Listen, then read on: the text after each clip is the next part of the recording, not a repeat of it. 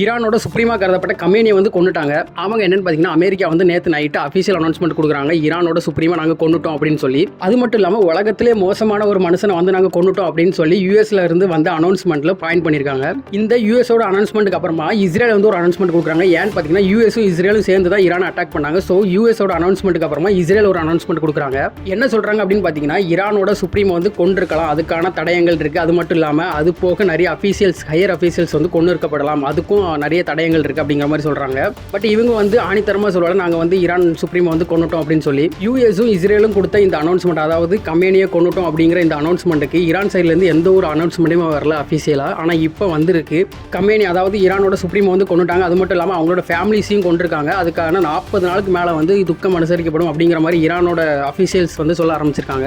ஆனா என்னதான் இருந்தாலுமே ஈரானோட சுப்ரீமா கருதப்பட்ட கமேனியை வந்து கொன்னாலுமே இந்த போர் வந்து நிக்கிறதுக்கான எந்த ஒரு சான்ஸுமே தெரியல.